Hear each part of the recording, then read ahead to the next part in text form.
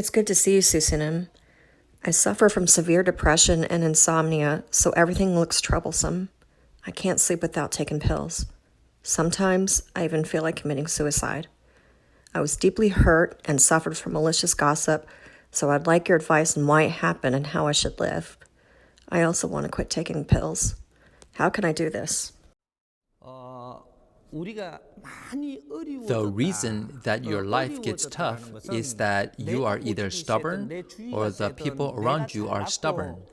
It is because you are too confident in yourself and have not studied your lessons in life. There is a reason. There are definite reasons why life gets tough.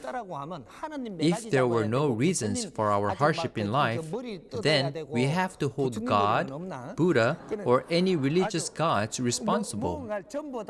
They have to be responsible if there were no reasons for our suffering. But there is a reason. According to the law of grand nature, we will never live with hardship unless we create an environment to make it so ourselves. Our ancestors were born into poverty because they did something wrong against the law of grand nature.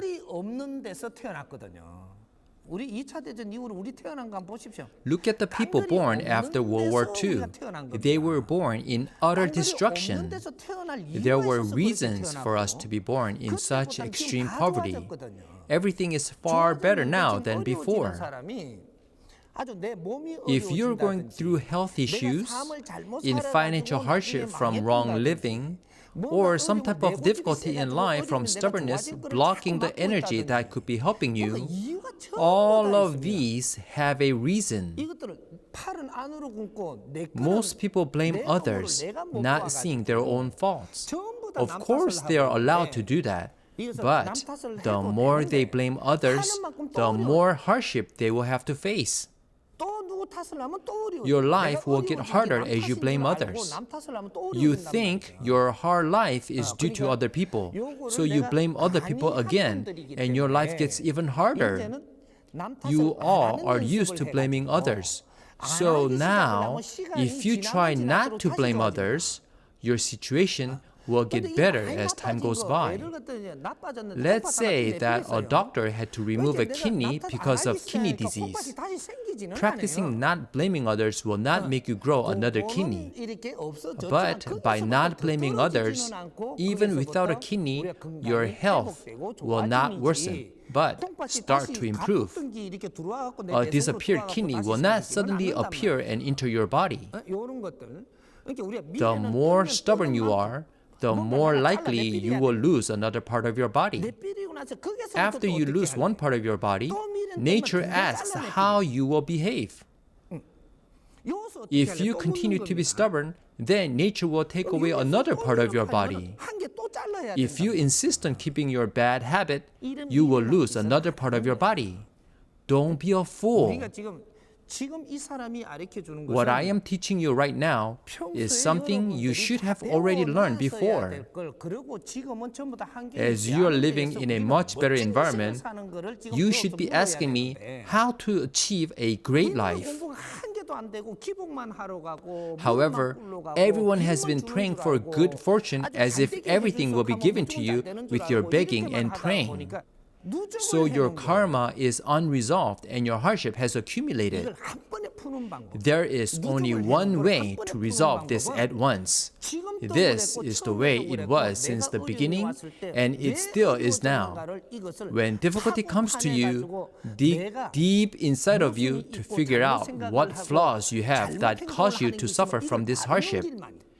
Only by finding your fault and correcting your incorrect thought process and actions will you never suffer anymore and lead to a better life.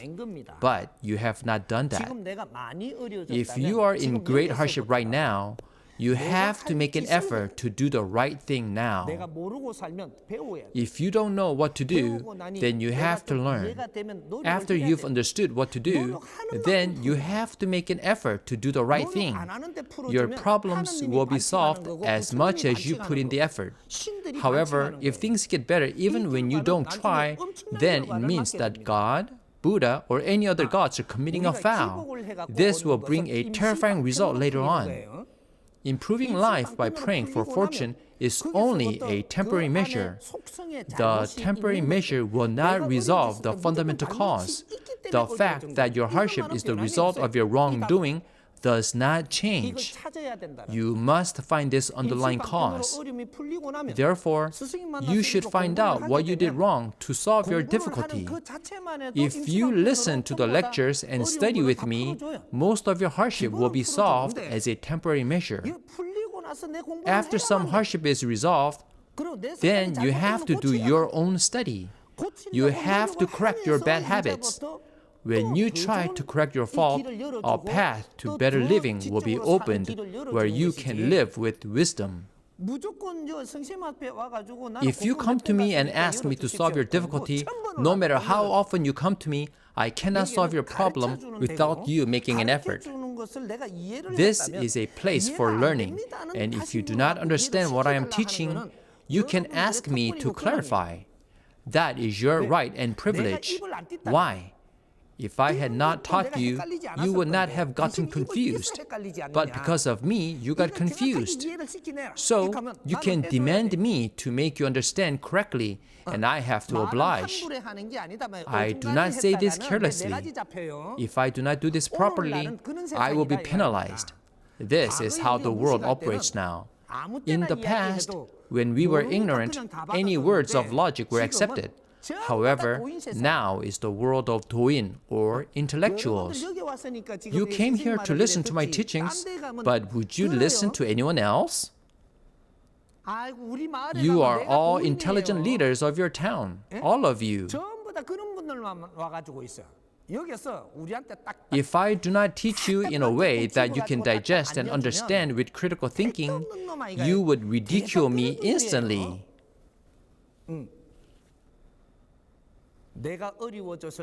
As there is a clear reason for your hardship, this 정법 I am giving you is a way to your recovery.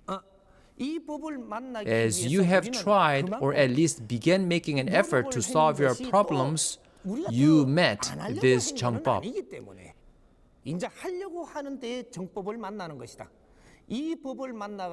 If this law touches your heart even a little bit, try to use this and make an effort. Leave aside the fault of others. I am not saying that they are innocent either. When a certain issue happens around you, there are both parties' faults behind the situation. If you feel more frustrated than the other party, then your fault is 70%. And if the other person feels more frustrated, then the other person's fault is 70%. Whoever feels more burdened by the situation will try to solve the difficulty since that person has 70% of the fault. So when one with more fault finds one's fault and corrects it without minding the other party, then the other party will also return to the right track.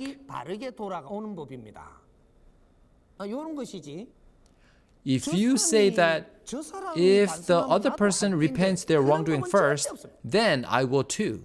But it never works out that way. You introspect and correct your behavior first, then the other party will turn around. This is the law of 327. A person who suffers from pain more should introspect first. Then everything will turn around and go right. However, many people blame others when they are in difficulty. Their problems will never be solved. This is your study, and if you try a little bit more, something good will start to happen. Then the hardship on its way to your family will stop.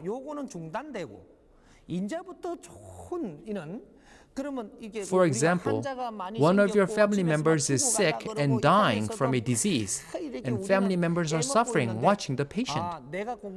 If you do your study correctly, the sick person destined to live will go peacefully, and the sick person destined to recover will recover.